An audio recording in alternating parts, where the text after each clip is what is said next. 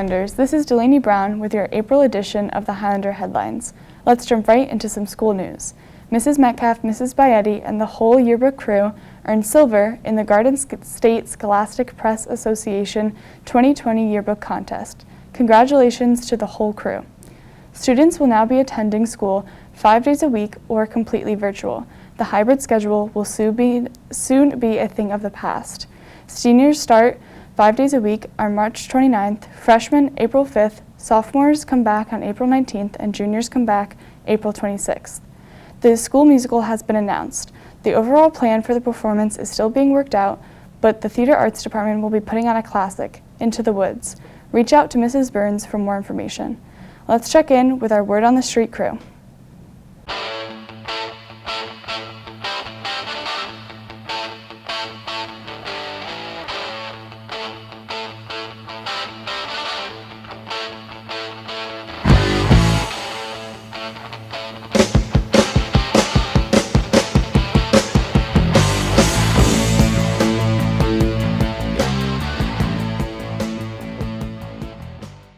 We're here with the Word on the Street crew. I'm your host, Christian Patton. Everybody loves spring break, so let's go ask some of our students and staff and see where they want to be.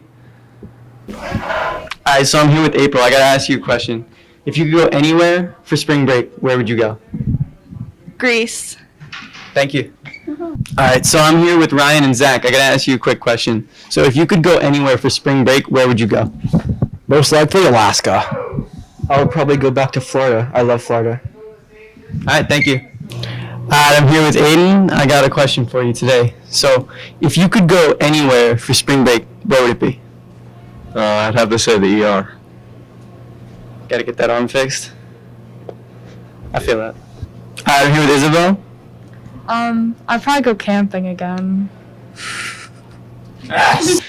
So I'm here with Brandon. I gotta ask you a question today. So, if you could go anywhere for spring break, where would you go? I would go to Mexico. Mexico. I like that. All right, cool. Thank you. All right, so I'm here with Lily. I gotta ask you a question. If you could go anywhere for spring break, where would you go? To sleep. All right, thank you. So I'm here with Mark. I gotta ask you a quick question. If you could go anywhere for spring break, where would you go? Honestly, I'd probably go to Germany, to Berlin. It's kind of my favorite place, so yeah. Awesome, thank you. All right, so I'm here with Mr. Milka. I gotta ask you a question. Yes. If you could go anywhere for spring break, where would you go? Where would I go? Probably Florida. Solid answer. Yeah, I've been there before, but I haven't been there in a while, and I would like to go back. Florida's definitely an answer. All right, thank you. Thank you. All right, so I'm here with Dennis. I gotta ask you a question. If you could go anywhere for spring break, where would you go? Florida. Florida. All right, thank you. All right, so I'm here with Kara. I gotta ask you a question. If you could go anywhere for spring break, where would it be? Hawaii. Hawaii? All right, thank you so much. You're welcome.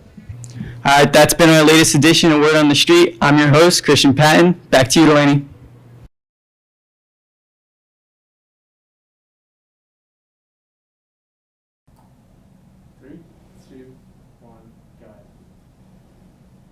Thanks, Christian.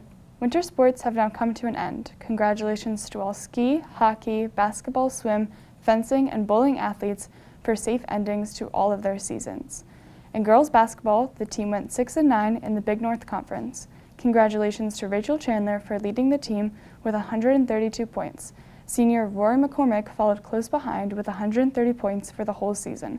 Congrats to all the seniors Alex Bonanno, Mackenzie Dates, Brielle Hanley, and Rory McCormick on a successful season. Boys basketball struggled this season, going 1-8 in the Big North Conference. Junior Chris Albar led the team with 177 points and the most steals, totaling 36 for the season. Kai Foster wasn't far behind with 125 points. Senior Justin Spagnola led with the most rebounds with 81 in total. Congratulations to seniors Evan Delacourt, Gianni Gomez, Luke Milko, Derek Shorter, Justin Spagnola, and Ryan Thanel. WMPQ ice hockey went 6-2 and 1-4 in the Big North Conference. Junior Charlie Beagle led the team with the most goals scored, totaling 10 for the season. Pequannock's Joey Pastiglione had the most assists, 9 leading the team. Congratulations to our seniors, Jeremy Bryjek and Patrick Smits. Boys bowling went 1-4 in the Big North Conference, losing only to Fairlawn for the whole season. Congratulations to RJ Eder for closing out his West Milford bowling career, along with placing 4th in New Jersey, while teammates Shane Yodes placed 7th and Colin Goldberg placed 14th. For girls bowling, congrats to the team for going undefeated on their season. Amanda Fink finishing 3rd for the girls in North Jersey. Let's check in with Shane Yodes for more sports updates. Thank you, Delaney. Now to the slopes. The West Milford ski racing team was fortunate to be able to have a somewhat regular season. The 4 girls and 5 boys took advantage of the opportunity to forget about the pandemic and concentrate on their skiing and racing. Unfortunately, neither team qualified for the state championship. However, Anton Weinbrett, Kasia Osachowski, and Juliet Di Benedetto did qualify for the Race of Champions, which gives the top 3 racers in the state a chance to race against one another. Also, 3 previously mentioned racers, along with Farah Beckiers, made All-County. Girls fencing had a record season ending 7-3. Congratulations to senior Allie Anderson, who earned first team All-County and Conference, as well as Delaney Brown and Anna Del Coliano. Sarah Pilar earned honorable mention All-County and All-Conference, and Emma Coppola earned honorable mention All-County.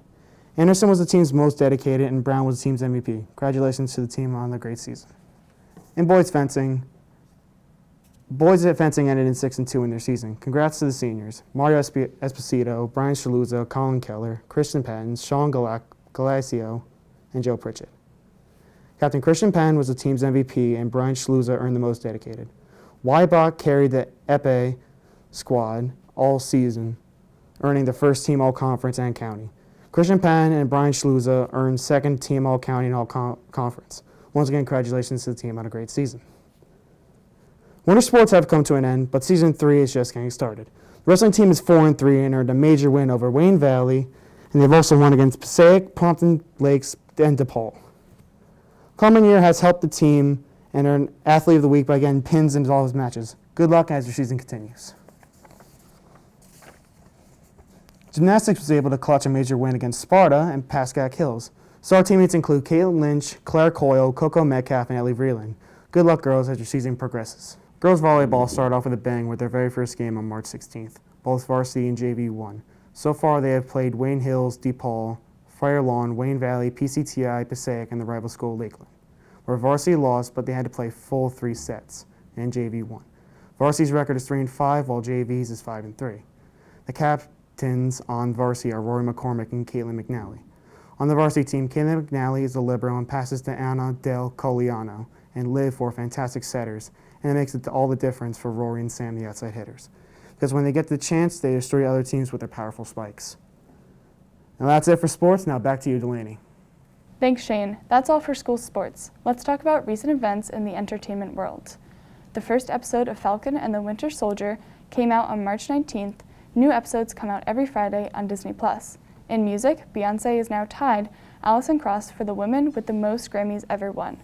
For all the Swifties out there, Taylor Swift has continued to release her vaulted music and gaining rights to her old music after feuds with recording labels and managers. On March 26th, she released You All Over Me featuring Maren Morris. Now let's check in with JD Jones for our newest breaking news segment.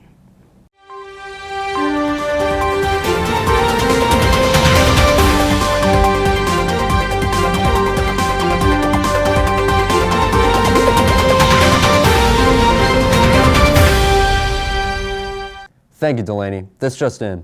We're getting news reports from Cuban stations that a real-life sharknado has claimed the lives of 300 people. In a freak occurrence off the coastline of Maria La Gorda, there was a 200-foot waterspout swarming with 777 starving sharks. The ravenous great whites were sucked into the water vortex, along with unsuspecting beachgoers and swimmers. The sharks then captured the victims while swirling in the air like giant vultures staring down a dead carcass. Our thoughts and prayers go out to their victims and the families. In other world news, reports out of the London Evening Standard are saying that by the stroke of midnight of New Year's Eve of 2021 into 2022, the infamous clock Big Ben will be going digital. The revamping of the timekeeper is being made due to environmental concerns and climate change. On a lighter note, can't wait to hear what your canine companion or feline friend is actually trying to say to you? Amazon has just released a perfect new Alexa that can translate animal sounds into speech.